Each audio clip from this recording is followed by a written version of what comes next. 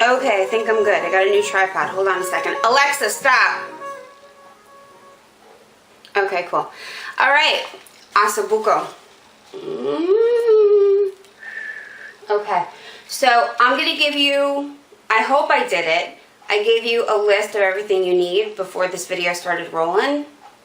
I hope I did it, because I bought new video equipment. So I hope I figured out how to do that before I uploaded this. But you're gonna need at least a cup worth of carrots. I always overdo it and do like a cup and a half, 2 cups worth of carrots. You're gonna need the same amount of celery, so a cup and a half-ish of celery. You're gonna need 2 humongo Vidalia onions. I am using 3 because these are not very big, okay? So I'm using, hello Fuzzy Butt, hello! I'm using 3 Vidalia onions. You're gonna need 6 ounces of tomato paste, 1 28-ounce can of San Marzano whole tomatoes, okay, whole peeled tomatoes, about 2 cups of red wine, feel free to go over, flour, salt, pepper. You're gonna need beef stock, about 5-ish cups of beef stock, 3 bay leaves, 4 sprigs of rosemary, and garlic. Lots of garlic. All right, so we're doing Osso Buco. Me escucha. Boop. Okay, so what I'm gonna do is just prep this shit, okay? What is easiest, if you have a Cuisinart, okay, not gonna lie to you, if you've got a Cuisinart, that's gonna make your life a lot easier, okay? Oh, you need a Dutch oven. You need a Dutch oven, okay? Don't Instapot this motherfucker. You need a Dutch oven. So what you're gonna do, wash your veggies, all right? Except of course the onions, just peel them. Wash your veggies. You don't gotta worry about peeling your carrots, who gives a shit? Because you're gonna process them, okay? They're gonna go in the Cuisinart. So just cut them into chunks like that. Stick them in a bowl on the side, off to the side, all right? And just keep rolling. Again, just wash them, get them clean, cut the tops and the bottoms off, you know, the nasty parts, and just chop them into smaller pieces and keep rolling, all right? There's no need to be, you know, psychotically perfectionistic when it comes to processing shit. Just get it done. Interrupt me. Anyway, if you don't have a Cuisinart, you can do this. You can process the vegetables with a grater, okay, with a vegetable grater, like you would with a cheese grater, all right? Just whip out a cheese grater. Oh, he loves carrots. Hold on a second. Let me give him a carrot. Carrot. One piece of carrot. Nummies. Whip out a cheese grater, and you're just gonna have to shred it on that. All right. Celery, same thing. Wash it, okay, and just small piece it. Small piece it. Throw it in a bowl. Okay. Traditionally, this is made with veal.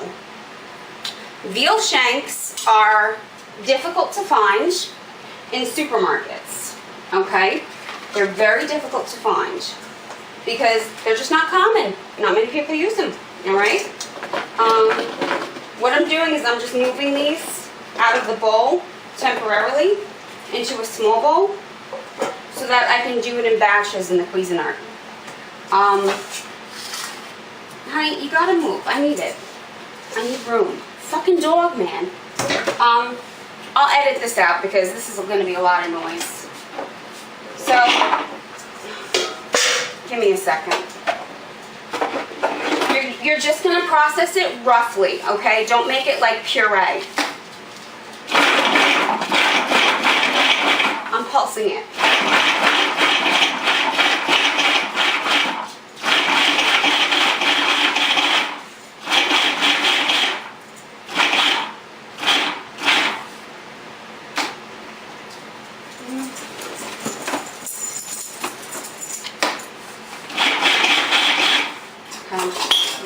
Whoa, I made a spatula. That looks pretty good. Alright. Hang on, I'll show you. Okay. Alright. So this is about how rough I want you to process it, okay? So you've got like little nuggets in there, okay? It's not pureed at all. You got nuggets. So anyway, veal shanks are very unusual for people to want to request. So they're not often found in supermarkets. You'd have to order them from your butcher. Even I have to order them from my butcher, okay? So, and ordering them can take a couple days to get. Also, they're expensive, like hella expensive. So, to do it the cheaper way, use beef shanks. There isn't much of a flavor difference between beef and veal because the dish is braised. You really don't notice much of a difference. So, if I were you, go for the beef, save yourself the money, and save yourself the aggravation. Osso Buco is a peasant dish, which my favorite Italian food in the universe is always ethnic peasant dishes. Always. You know, this bullshit Italian food that America invented, like, you know, chicken parm and blah blah. Yeah, no, that can go fuck itself. I like this shit. Beef shanks are pieces. I'll show you what it looks like in a sec.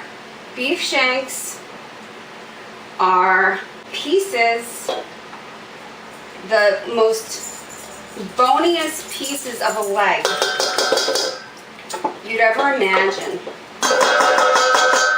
And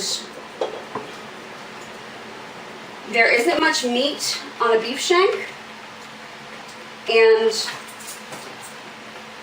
it's what peasants were dealt. You know, the rich guys got all the meaty pieces of a cow or a veal, and the peasants got the shitty pieces, aka the shanks. So they had to do what they had to do with it, which was braise it to make it edible. And in the meantime, it's probably one of my favorite dishes. It might actually be my favorite dish. I'm not sure. It might be. This and braised short ribs. Braised short ribs taste very similar. Very similar. I love braised short ribs. Oh my god, I love braised short ribs. And braised short ribs are actually done very similarly as well. So it's they're very easy to do once you learn this one. Alright. Let me put that down. So now I gotta peel onions and process onions. I fucking hate peeling onions. Sucks. Alright. Onions can go fuck themselves. I just hate taking off like too much skin because onions are like valuable to me. Fuck it. I'm gonna do the lazy way. Alright. There you go. Ooh. Okay. So, and we're going to process the onions the exact same way we just processed the carrot and celery. Okay. And the only onion you want to use is Vidalia. There's a lot of different types of onions. And the best one, Vidalia, hands down. Vidalia onions are unbelievably sweet, and they're so fragrant. It livens up like any dish you're going to use. It's just incredible. If you can't find Vidalia onions, Spanish onions are the go-to next. Spanish onions are in the exact same family as Vidalias. They're unbelievably similar. So either get a Vidalia or a Spanish. And the bigger the better. Because onions are so delicious, it's insane when you cook with them. They just do something to meals. I don't even know what the hell they do, but they just do it. I gotta process onions. So, same strategy. You cut the onions up, small pieces.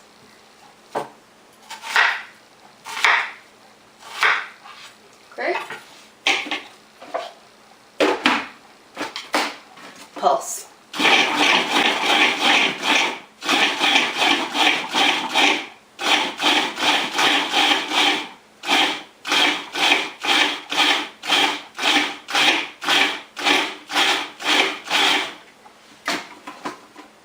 Okay, great.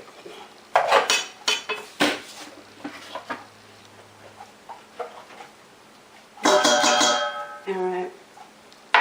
Now, before we're done with the onions, the last round of onion, I'm going to be putting in 1 whole head of garlic. Okay? So I'm going to have to peel some garlic before I'm done pulsing my onions. It doesn't take long. Okay. So I'm all done processing the last onion and the head of garlic in the food processor. Now I've got like 3/4 of a cup, maybe even a cup of flour, shitload of black pepper and ground black pepper, and some salt. I did season it pretty heavily. Maybe like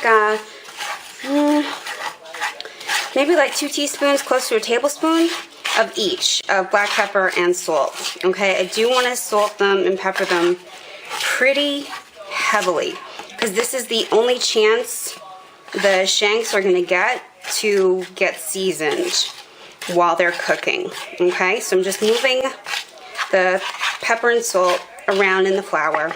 Now we're good. So let me show you what a shank looks like. These are what they look like. Okay, they kind of look like organs, but they're not. I got these at BJ's. We have a BJ's membership. So this is what the bad boys look like.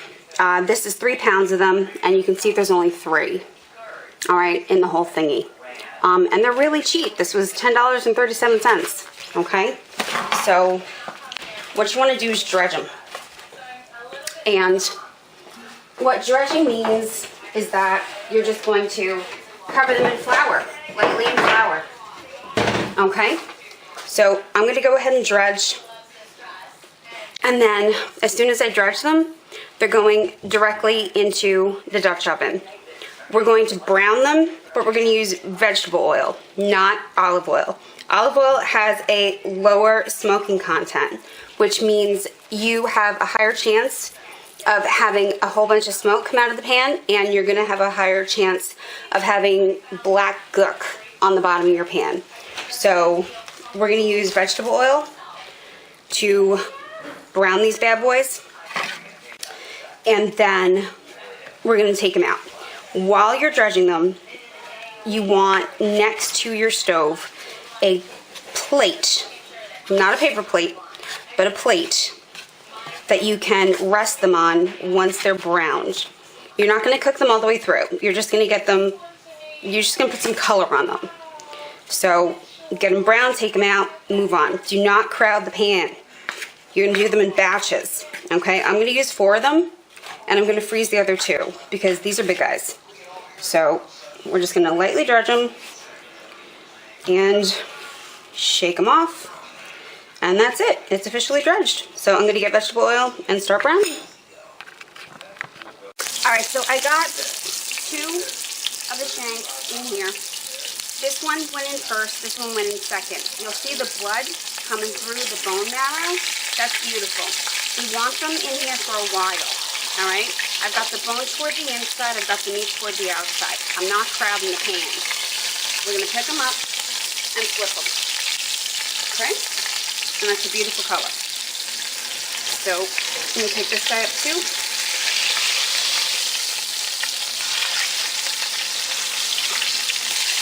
Alright. So you want, hang on. Alright. Everybody's home, I'm sorry about that. So you want like that brown of a color on every single one of them. I'm going to use 4 of them in this dish tonight, alright? So I'm going to go ahead and do that, get 4 of them, and I'll be back. So I've got my last 2 shanks in there, and they're coming out now. They are browning up.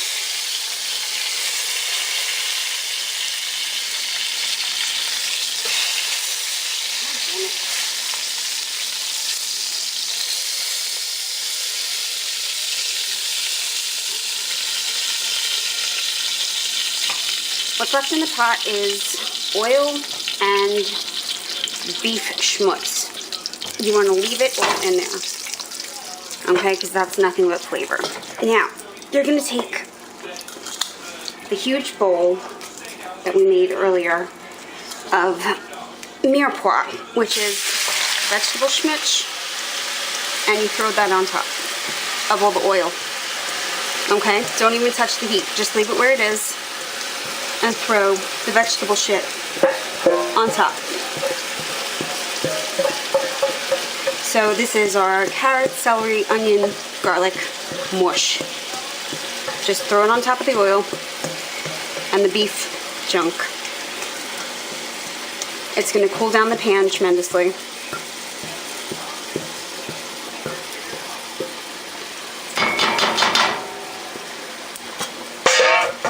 Alright. You're going to throw some black pepper in there. And salt. Okay. You got to put salt in there because you got to sweat them out. You got to sweat them out. That's how you're going to get rid of all the water in the vegetables. Otherwise, we're going to be here forever and we're not going to make any progress. So, you're going to mix around the salt and the pepper into the vegetables. I just went to a wooden spoon because that's how I roll. Because I'm telling you, that's what we do. So you're going to mix it around. Leave it at the temperature it's on for 2 seconds. And then we're going to turn it up. The goal here is to sweat it out. Get rid of all this water. You can see all the water in it. I mean, it's crazy. We're going to get rid of the water and then we're going to start to brown it. And it's going to look like we're burning it, but we're not. And I'll show you that in a little while. It's going to take a long time. Like, probably 20 minutes. So, maybe that's not a long time to you, but I'm impatient. So, we're going to turn it up to like medium high. And stare at it. And turn it a lot. Look at these little pockets of liquid. This is going to be so fucking good. I have such an urge for this. Alright, I'll be back. So it happened really fast, but I got a lot of color on the mirepoix, and it got close to burning, so I just had to hurry the hell up, and I didn't get a chance to turn on the camera. But I threw in the tomato paste. It was 6 ounces of tomato paste. And then I processed the 28-ounce can of San Marzano whole tomatoes and threw that in as well. Now I've only got the tomatoes, the tomato paste, and the mirepoix in there. I'm going to reduce it a little bit because it's pretty, you know, wet right now. So I've got it like on medium, a pinch on medium high. I'm going to reduce it a little.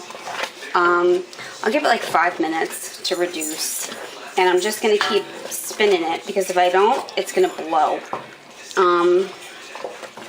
And then I'm going to throw a little over 2 cups of red wine in this and try to deglaze the pan. I do have some spots on the bottom of the Dutch oven that are black, and that's okay. You know, it's not bad. So we're just going to throw some red wine on top of that, and we should be good. At this point, we're also going to add bay leaves, if I can find the motherfuckers. Okay. Okay, good. Alright, bay leaves. 1, 2, 3.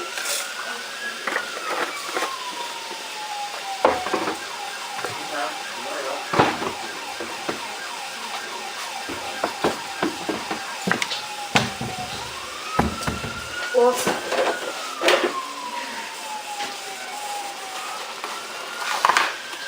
Fresh rosemary. So I've got 1,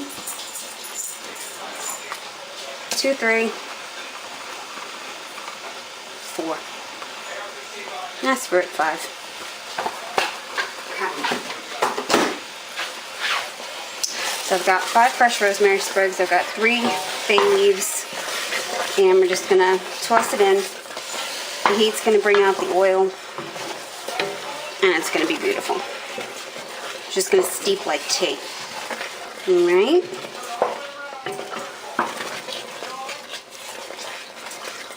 It's actually looking really good. Okay.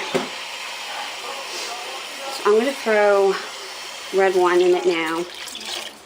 And yes, I put the red wine in the tomato can so that I can get more tomato goo off the sides. So I'm just going to stir the wine into the tomato goo. Try to get it an even texture. And then I'm going to throw it on medium-high and try to burn out some of the alcohol in the wine. Okay, there's no need to keep, you should never cook with raw alcohol. Alright, because there's no point in that. You just use the flavor and the alcohol, and you're good. Whoa. Okay. Maybe we should keep stirring, because this looks like it's going to blow. Alright. So I'm going to go ahead and stir this. I'll be back. So I threw the lid on it because it was like spraying all over the place. But I cooked out the alcohol. It's been going for like a while. And so now I've just got it. It's really thick again. But I've got the wine in it, the tomatoes, blah, blah. So I've got beef stock over here. And I'm going to throw a little bit of beef stock in, about 1.5 cups of beef stock. Maybe a little bit more. Just to loosen it up. It's also going to stop it from splattering because the beef stock's cold right now. So that's going to lower the temperature. And I'm just going to scrape down the sides. Alright. Whoa. We are toasty in here. Okay.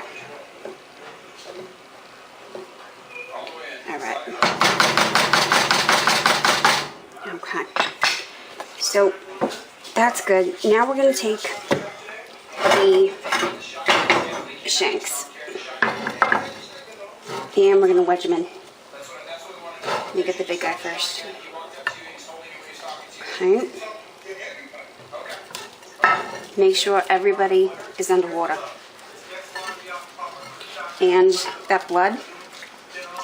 Whoa, get it in. Sorry, my left arm is still really weak from that thing when I fell out of bed. Oh, god damn it. That's my reminder to take my vitamins. Hold on. Okay. So, wedge everybody underwater. Okay. Alright.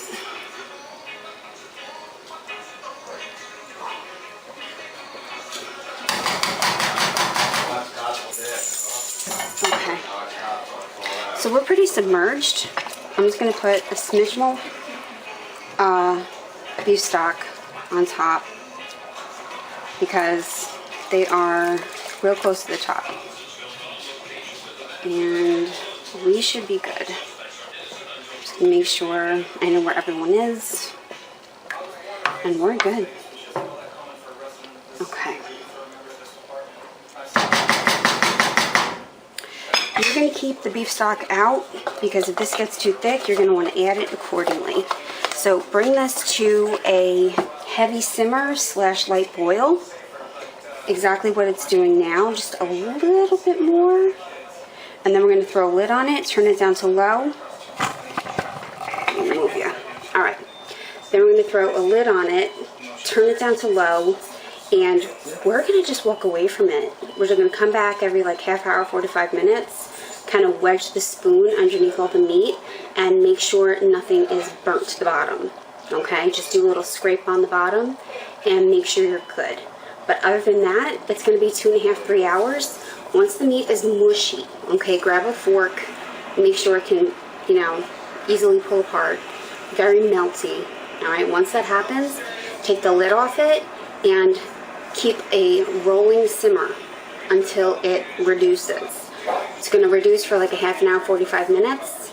Get the gravy nice and mushy and nice and thick, and throw that on top of mashed potatoes. Love it. Alright guys, I hope you enjoy it. Osso Buco. It's amazing.